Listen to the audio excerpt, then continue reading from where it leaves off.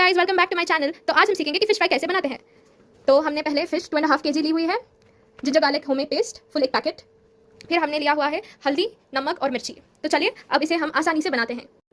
तो हम इतना चम्मच अभी हल्दी लेंगे, इतना हम लेंगे नमक 1 टेबलस्पून, और हम इतना सा मिर्ची 2 चम्मच मिर्ची। तो अभी हम इसे मिक्स कर रहे हैं। तो अब हम इस मछली को मसाला लगा रहे हैं। जैसे आप देख सकते हैं इसमें बीच बीच में कट्स हैं। इसको आप दाल और चावल के साथ खा सकते हैं। आप ये 1 दिन तक स्टोर कर भी खा सकते हैं। Fry the fish. तो देखिए गाइस, हमारा फिश फ्राई रेडी हो गया है। आप भी घर पे ट्राई कीजिए। So don't forget to like, share, subscribe.